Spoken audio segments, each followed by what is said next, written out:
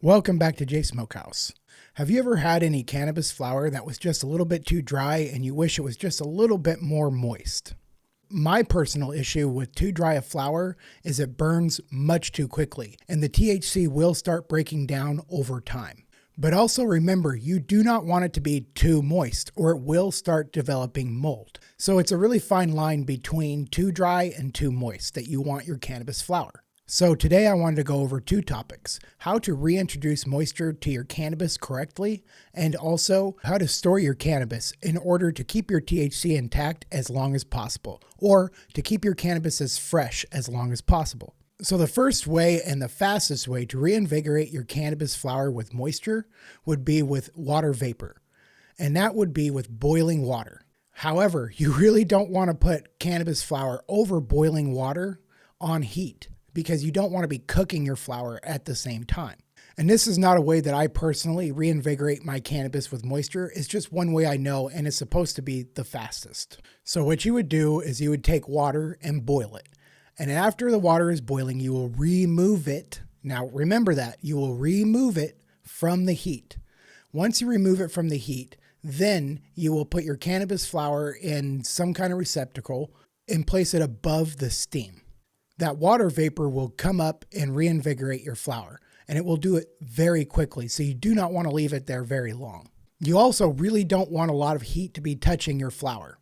And personally, this is why I have never done it or do it this way. For me, I would rather be a little bit more patient and have a lot more control over how much moisture is going into my cannabis flower. The second method that I'll tell you about is considered the second fastest, and some people say the best way to reinvigorate moisture into your cannabis. However, I contend with that just a little bit. But anyway, what you would do is just get a mason jar or some type of sealable jar, and then you would want to get a paper towel. And I suggest and others to use distilled water because the impurities are already taken out, and that will really help you with reinvigorating faster. At least that's what I've heard. But if you don't have distilled water, you can also boil water, and that should work just as well. And so what you would do is take like a piece of paper towel and you would rinse it with this distilled water or boiled water. And you want to be very careful not to put too much on the paper towel because you don't want to create too much moisture and foster mold. But the times I was always told to use with this method is between around 4 to 8, maybe 10 hours.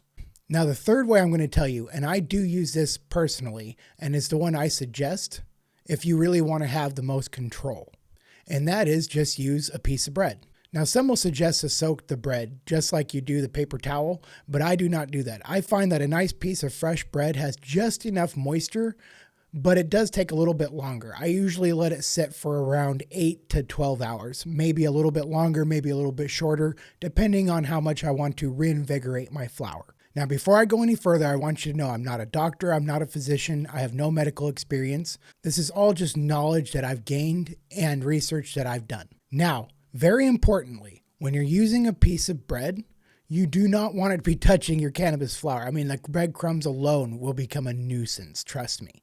So what you want to do is, just like the other method, you want to get a mason jar or some type of glass sealable.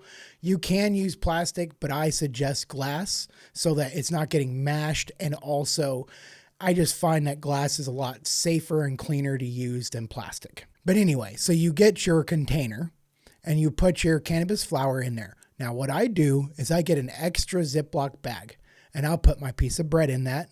And I'll just leave the bag open and place it into the jar so that the open bag is facing up so that I'm not getting crumbs into my flower. And what this will do is slowly release that moisture into your cannabis. And how long you do this really depends on how dry your flower is or how moist you want to get your cannabis. But the reason I use this method is I don't really have to monitor it as much. And so if I can wait a day or two, I can throw it in there. And if I need it to last a little bit longer, I can just leave it there. And if I want to take it out a little bit sooner, I can. I just check it about every 6 to 8 hours. When reintroducing moisture into your cannabis, you want to always store them in a dark, dry place. Now, as I stated before, I'm going to go through how to store cannabis. Now, one great way to store it, if it's fresh, you've grown it yourself, or you just got it from a fresh batch, is to keep it in airtight mason jars and just keep it in a dark, dry place. But it's very important that when you open one of those mason jars, and I usually use smaller ones so that I don't use such a large amount at one time.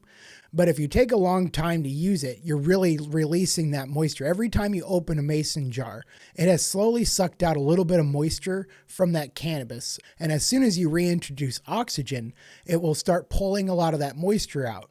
And so the more you open and close your mason jar, you're really drying out your cannabis. Now, this is a really contentious way to store your cannabis, but a new study has come to light from Italy that proves it right. And I've been doing it for a long time. The growers and scientists I have always worked with have always told me this is the best way. No matter what anybody tells you, they think it's the best way. And now a study is proving it right. One of the best ways to store cannabis, at least after it's cured for a while, is in the freezer. Why is it best in the freezer? A lot of people have issues with this because you can freeze your trichromes, and then if you have too much jostling or it moves around too much, you can really break off the trichromes, and then you're really reducing the THC in your flower. Or basically, you are removing the kief from your flower. And that supposedly stores around 70% of the THC in the plant. So as you can see, a lot of people don't like that.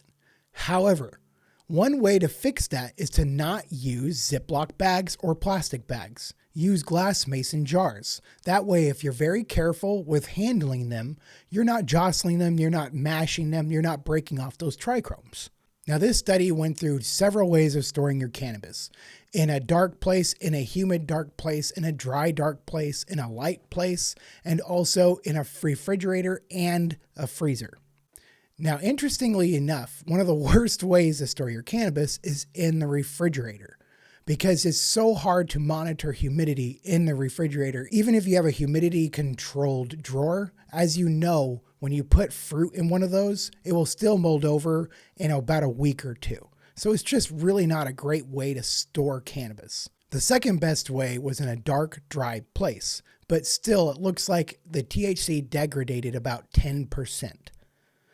Now that's a lot of THC to lose in my opinion, but when they did it in the freezer, they lost almost no THC whatsoever. However, this was in glass mason jars, which are much better sealable than a Ziploc bag, and it's a solid, so you're not mashing the flowers when you pick it up.